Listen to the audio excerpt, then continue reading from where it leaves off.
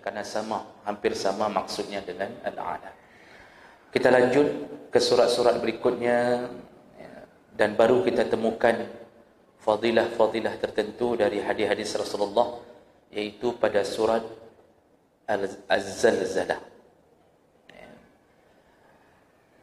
Baik, surat Al-Zalzalah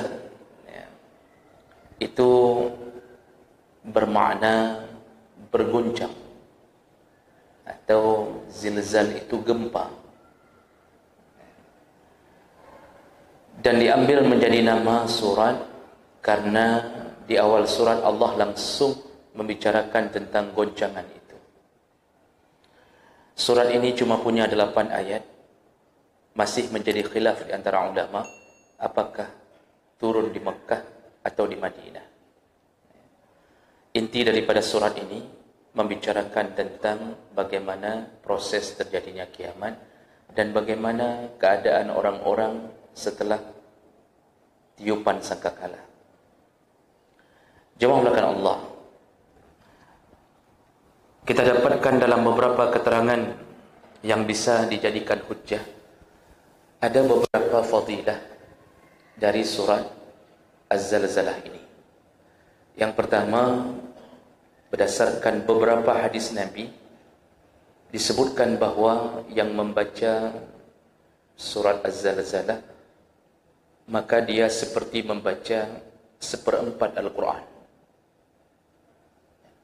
Dan ini disebutkan oleh hadis riwayat Tirmizi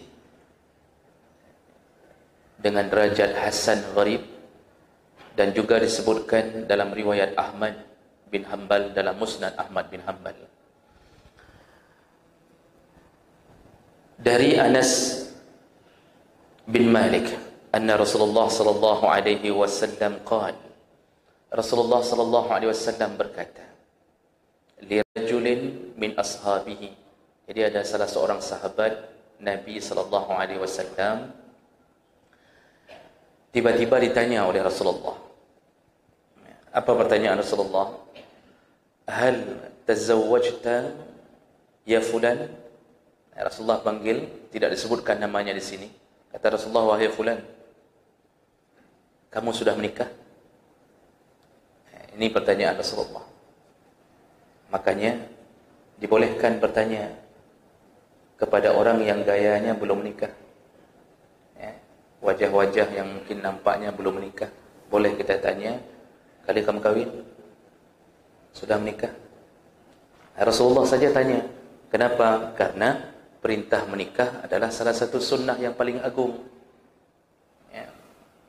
Menikah itu mendapatkan setengah keimanan.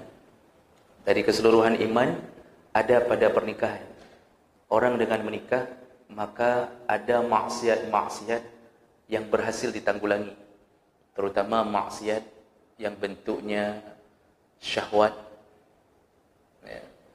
syahwat mata, syahwat hidung, syahwat telinga, syahwat kemaluan. Itu semua tertanggulangi dengan menikah. Tapi kalau sudah menikah pun masih syahwat, itu yang error orangnya. Jadi Rasulullah bertanya ke sahabat ini, kamu sudah menikah? Qala la, dia menjawab, belum ya Rasulullah.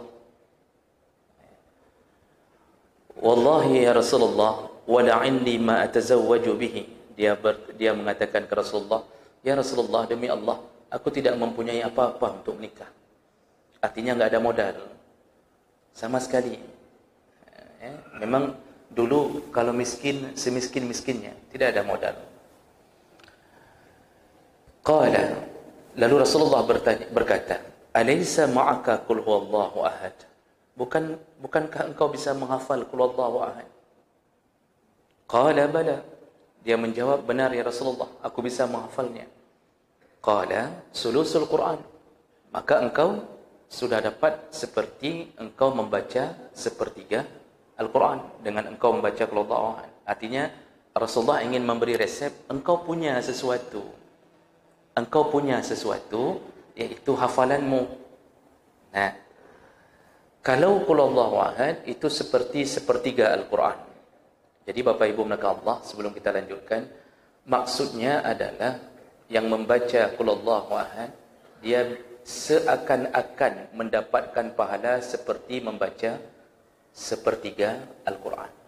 Tapi seakan-akan itu bukan maksudnya sama dengan orang yang membaca sepertiga Al-Quran. Tentu lebih besar pahala mereka yang membaca sepertiga Al-Quran. Jadi itu bahasanya, begitu agungnya surat-surat ini. Kemudian Rasulullah berkata lagi, qala alaysa ma'aka iza jaa nasrullah, iza jaa nasrullah. Bukankah juga engkau bisa menghafal iza jaa nasrullah, yaitu surah An-Nasr, wal fath. Itu maksudnya bunyi ayatnya. Qala bala, dia juga menjawab, benar ya Rasulullah. Qala rubu'ul Quran. Kalau engkau bisa menghafalnya, engkau bisa dapat pahala seperti engkau membaca seperempat dari Al-Quran. Qala, jadi Rasulullah berkata lagi, alaysa ma'aka qul ya ayyuhal kafirun, bukankah engkau juga bisa menghafal qul ya ayyuhal kafirun? Qala bala, benar ya Rasulullah. Lalu Rasulullah mengatakan, qala rubu'ul Quran. Kalau begitu engkau bisa mendapatkan lagi seperempat dari Al-Quran. Lalu Rasulullah berkata lagi, qala alaysa ma'aka iza zulzilatil ardu zilzalaha, bukankah engkau juga bisa menghafal surat Az-Zalzalah? Qala bala, dia menjawab kembali, benar ya Rasulullah.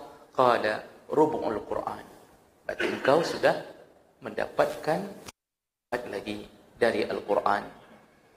Qala, terakhir Rasulullah mengatakan, tazawwaj. Kalau begitu, kalau engkau sudah bisa menghafal surat-surat yang istimewa tadi, seakan-akan pahalanya seperti kalau dikumpulkan 4 surat itu seperti membaca 30 juz. Ya, seperempat, sudah seperti membaca Al-Quran sempurna. Kalau begitu kata Rasulullah, tazawwaj, menikahlah. Ya. Bahasa Nabi menikahlah maksudnya bagi yang betul-betul tidak punya harta, maka dibolehkan menjadikan hafalannya sebagai mahar. Tapi catat betul-betul, ini bagi mereka yang tidak punya harta. Jadi jangan belum apa-apa, itu dulu yang kita tawarkan. Ya. Uang ada, emas ada, gaji ada, sertifikasi rutin keluar. Ya. Macam ada. Tapi karena kita bisa hafal ini, lalu kita mau nikah dengan mengatakan, aku menghafal qul huwallahu. Aku juga menghafal iza jaa nasrullah, qul ya ayyuhal kafirun, dan iza zulzilatil ardu zilzalaha. Maka ambillah ini sebagai mahar. Yang kena tanpa apa? Ini kondisi ketika tidak punya harta. Makanya pertanyaan Rasulullah pertama bukan hafalan dulu. Ya. Harta dulu. Karena memberikan ke istri, calon istri itu harus yang paling berharga. Yang paling berharga yang kita miliki. Untuk menghargai seorang yang dihalalkan Allah setelah lama menjadi sesuatu yang haram. Dari bahasa Nabi, dan ini ada hadis lain yang sedikit berbeda tapi maksudnya sama.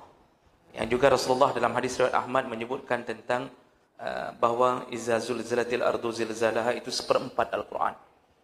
Sampai di ujung hadis Rasulullah mengatakan 3 kali, tazawwaj, tazawwaj, tazawwaj. Menikahlah, menikahlah, menikahlah, kata Rasulullah. Jadi kalau begitu,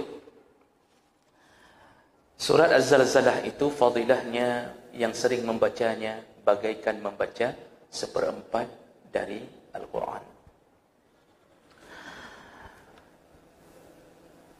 Ada seorang laki-laki tua menemui Rasulullah sallallahu alaihi wasallam. Kemudian dia meminta Rasulullah menasihatinya. Rasulullah lalu menasihatinya, bacalah Al-Quran. Bacalah Al-Quran. Lalu kemudian dia mengatakan, ya Rasulullah, aku sudah tua, aku tidak mampu lagi membaca yang panjang-panjang. Maka berikanlah sesuatu untukku bacaan yang aku sanggup membacanya. Ini ringkasan dari hadis, Pak, karena panjang hadisnya. Kemudian Rasulullah SAW mengatakan, kalau begitu bacalah surat Az-Zalzalah. Ya. Lalu kemudian orang ini mengamalkannya, dan sambil dia berlalu di hadapan Nabi, dia mengatakan bahawa la azidu 'alaiha abadan. Sungguh aku tidak akan melebihi daripada membaca surat Az-Zalzalah itu. Maksudnya dia akan habis-habisan menghafal, mengamalkan surat Az-Zalzalah. Lalu Rasulullah SAW menyebutkan di ujung hadis bahawa yang membaca surah Az-Zalzalah seakan-akan telah membaca keseluruhan Al-Quran. Ini ada versi yang lain, tapi versi yang paling banyak menyebutkan 1/4 Al-Quran.